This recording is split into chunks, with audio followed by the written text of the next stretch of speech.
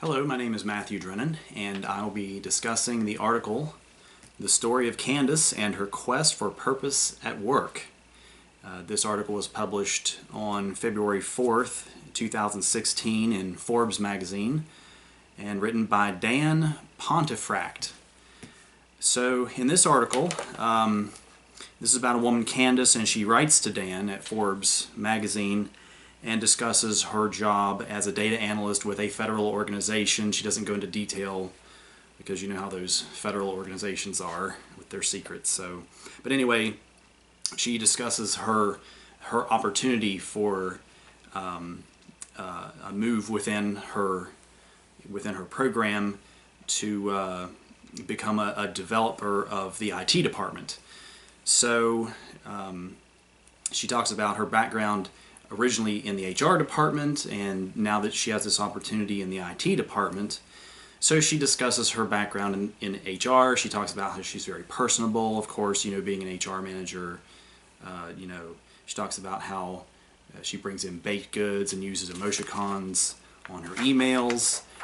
And then when she transfers to the IT department, she discusses her frustration about how closed off people are and how impersonal things are. People just email back and forth, text message. They're always, these are techie people, so everything's email and text message. And she said there'd be days would go by if she didn't actually get up and walk around and say hi to people. There would be days go by where she wouldn't even see people at all. So she writes to Dan, and he felt compelled to respond. So he writes a letter back and thanks her for the letter, and basically he says you can affect change in your department. So he basically tasks her with pursuing this change. How can she make the IT department more personable and make them work together a little more in a more personal way? So then in the article he proceeds to discuss Alfred Adler, who is a psychiatrist from Vienna in the late 1800s, and he says that, and I'm quoting, it says, Adler believed each individual was born creative, determined, and unique, and also he believed that people were oozing with social tendencies. So basically he's using some research that he's done to help her with her situation. And Adler believes that people are, they push for their own self-development. In other words, for a lot of people, going to work is more than just a paycheck. People want to feel important. People want to feel like they're actually contributing more than just,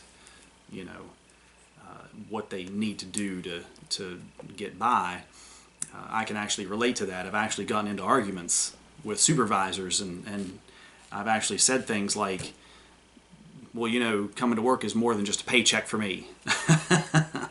I think a lot of people not only want to earn a good living, but they want to feel important, and I think that's what she lacked in her new position. So he proceeds to discuss what Adler, his theories and his psychology, and then one of the things that he asks her is, where is your supervisor in all this?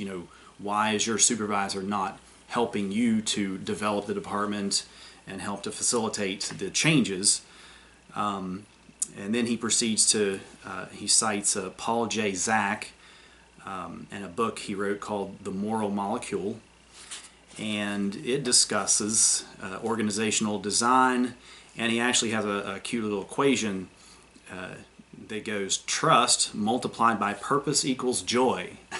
so going to work and having your nose to the grindstone is obviously more than just pushing a pencil around. I mean, there should be some joy in your work. And that's what he says. He says it seems to him that Candice lacks joy in her work. So he continues to discuss Zach's research, Paul Zach's research, and suggests that an environment without trust will cause a lack of joy. So I think that's important when when you're dealing with subordinates. You have to, you should work with people you trust. If you can't trust the people who you work with, then you've got a problem. So employees need to feel like they can be trusted, and if you don't have that, then they're going to feel worthless, I would say. And he later goes into a UK study where they actually, let me see here, look at my notes.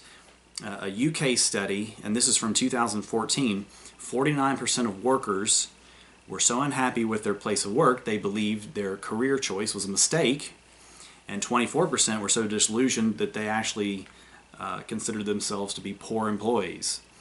So, I think he's trying to reinforce that she's not alone. Here's half of the people in the British workforce feel like they made the wrong career choice.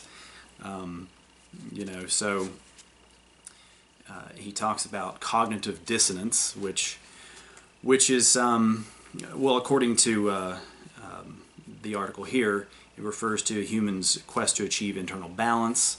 And the interesting thing is, I'm going to kind of go off on a tangent here. This article, actually, after looking at several other articles, I read several articles, and some of them just weren't hitting the mark. And then I saw this one, and I was like, well, this is perfect. This article actually transcends several other classes I'm taking. I'm actually taking a retail management class right now, and they talk about cognitive dissonance, but in a different aspect. This is cognitive dissonance of a customer who makes a purchase. So this is like the last stage of the purchase, where they have cognitive dissonance and think, did I make the right decision? Did I buy the right item? Did I do enough research? And that's what he talks about here. But in this instance, he's referring to cognitive dissonance as, did I make the right career choice? Is this right for me? Am I on the right path to, excel at my career? So I thought that was really interesting. So Dan actually, so he writes her back and asks, how's it going? You wrote me, I wrote you. How's it going? He gave her the nudge, and so she writes back, and she says that she took his advice and actually was presented with an opportunity to go back to the HR department in the capacity of an electronic performance support designer, which I thought that was interesting. So it would seem that apparently she's had some success, and it actually says that it kind of brings the two departments together. It kind of integrates elements from the HR department with IT, which I thought that was really interesting.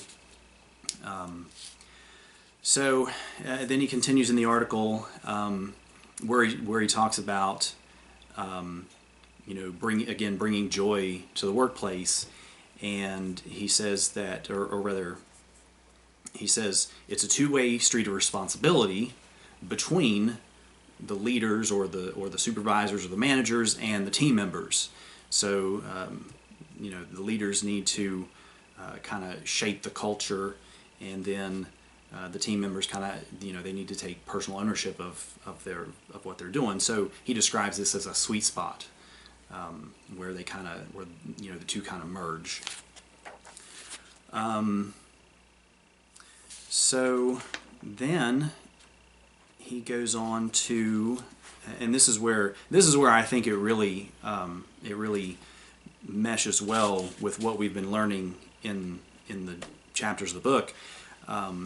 They talk about empowerment and how you can change the purpose of the organization away from solely maximizing profits, and put a balance on both profit and the purpose. And he talks a lot about engaging and empowering the employees, and in the end, he says that leaders ought to respond differently when they're in a position of authority, and to be both a coach and a visionary, rather than just someone who's there to keep the troops in line and bark orders and that sort of thing.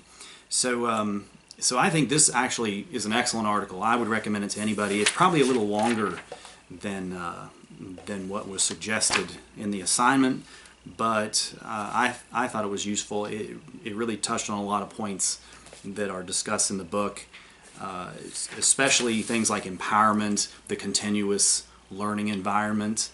This was obviously a situation where perhaps someone did recognize her as someone who could bridge that gulf between human resources and the IT department.